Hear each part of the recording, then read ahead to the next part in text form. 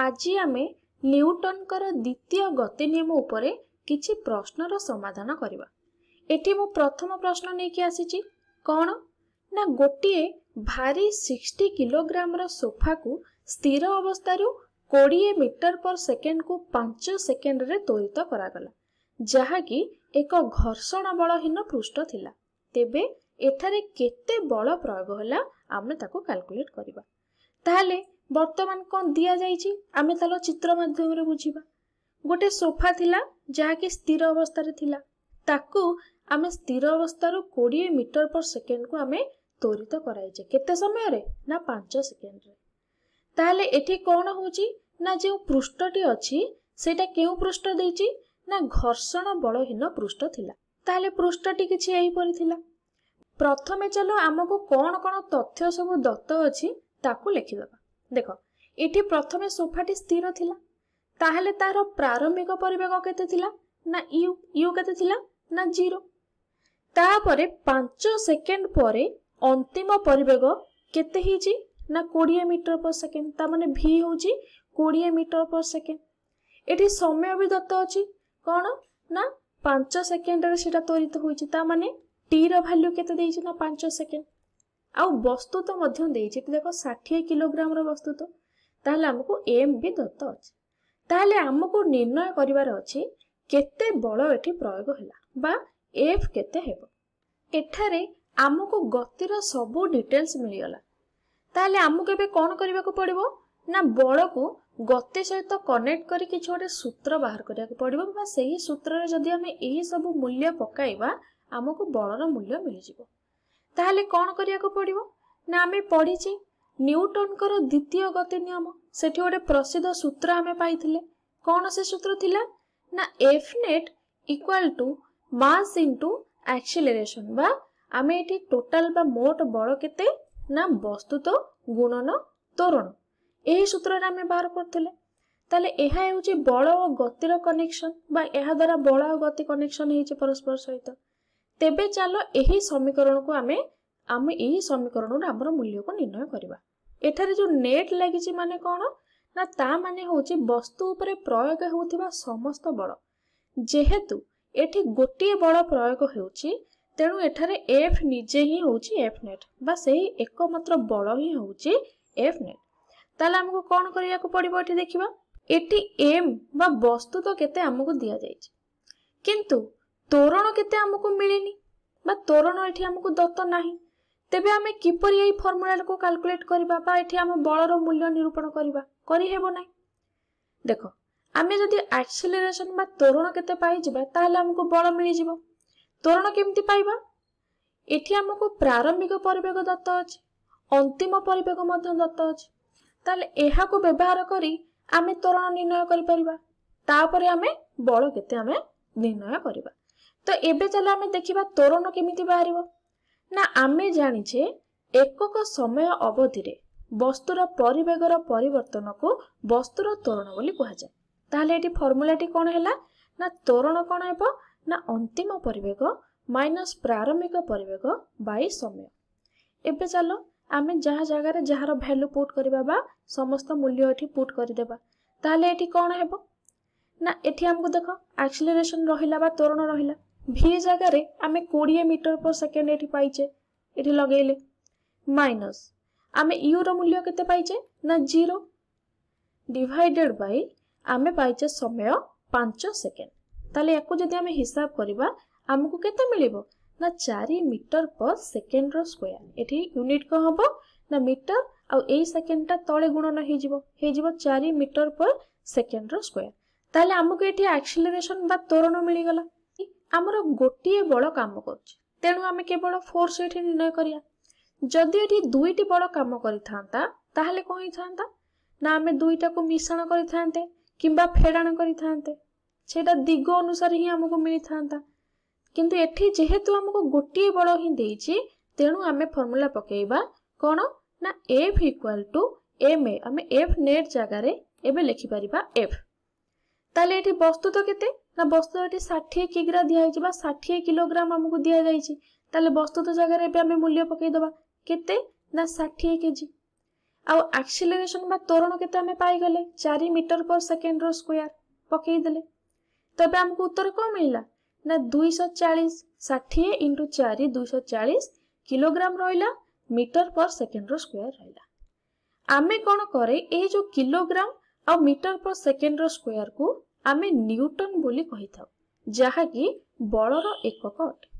तेणु आप केमिति आमे लिखिबा ना 240 एन बा 240 न्यूटन एठी हला। ताले हमको केते बल प्रयोग होइतिला मिली गला आंसर केते हला ना 240 न्यूटन। आमे द्वितीय प्रश्नटी देखिबा।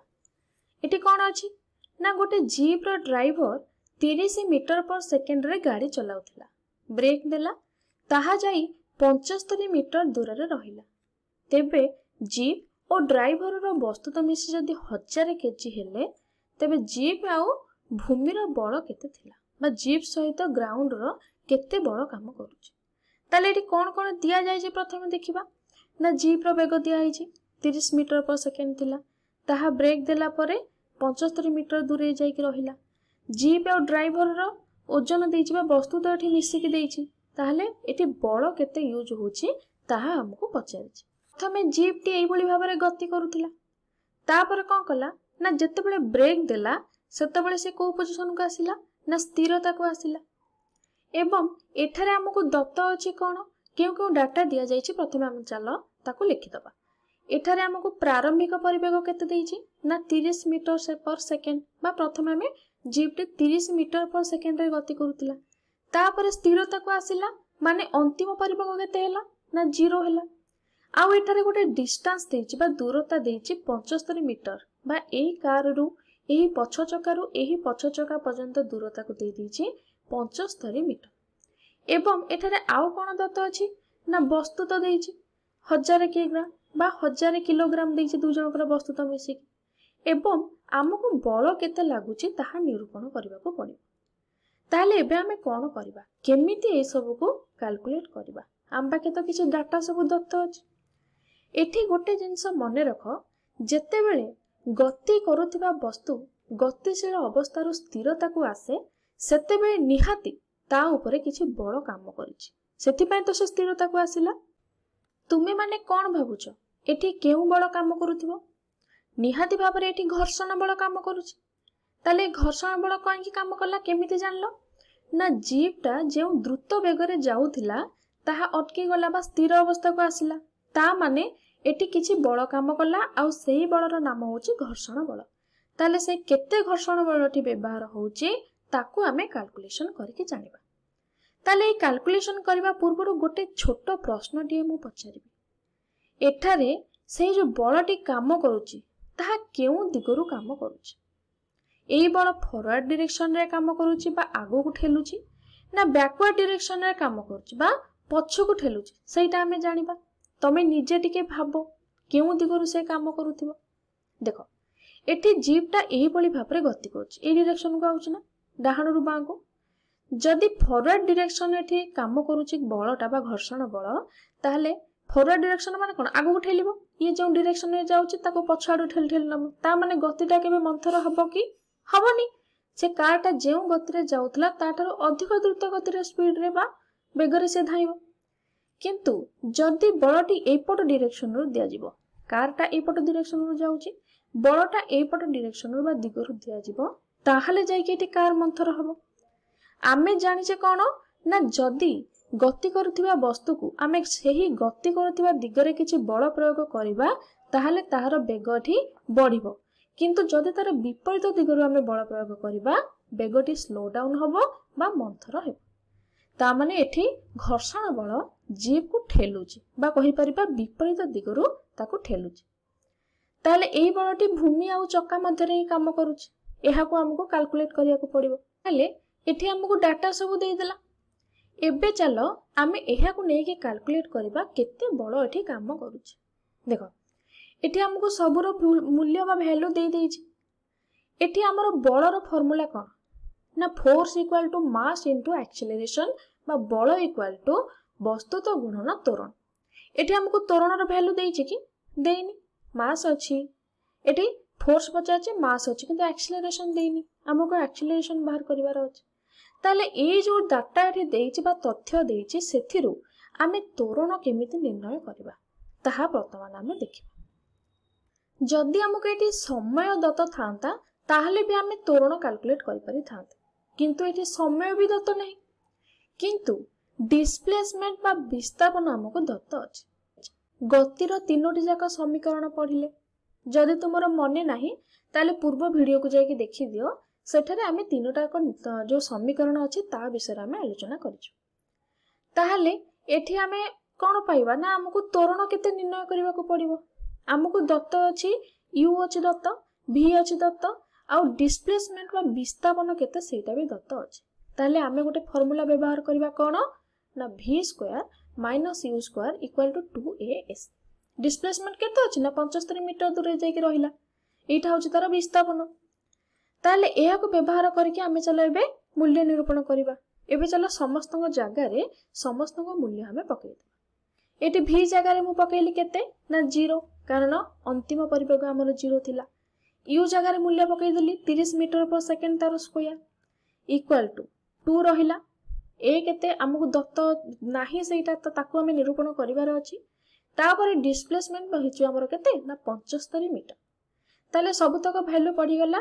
जदि हमें कैलकुलेशन करबा कोन हेबो ना माइनस रहिला 30 रो स्क्वायर केते हबो 900 बा 900 मीटर स्क्वायर बाय सेकंड रो स्क्वायर इक्वल टू 75 2 गुणी हे गेले 150 मीटर इनटू ए रहिला बा एक्सीलरेशन रहिला। ताले एक्सीलरेशन केते हबो ना या द्वारा एटा हरि हे जिवो, हेले एटी केते मिलला ना -6 मीटर पर सेकंड रो स्क्वायर। ताले हमके एबे एक्सीलरेशन रो वैल्यू मिली गला। ताले आमे एबे बल केते निरूपण करि परिबा केउ फार्मूला रे ना F इक्वल टू बा बल इक्वल टू वस्तुत्व गुणन त्वरण। ताले सही फार्मूला रे हमें पकेइबा। चलो एठी हमें जाइले F net equal to ma बा एठी टोटल फोर्स केते ना F equal to ma। m जगह रे वैल्यू पकेइली 1000 किग्रा बा 1000 किलोग्राम गुणन एक्सीलरेशन हमके एठी मिलिला -6 मीटर पर सेकंड रो स्क्वायर। ताले मूल्य पकेइला पर हमें कैलकुलेशन करिबा मिलिबा हमु केते ना -6000 किलोग्राम मीटर बाय सेकंड रो स्क्वायर। आमे एठी कोन करिबा ना किलोग्राम मीटर पर सेकंड रो स्क्वायर को आमे शॉर्टकट रे न्यूटन बोली कहूचे, जहा कि बलर एकक।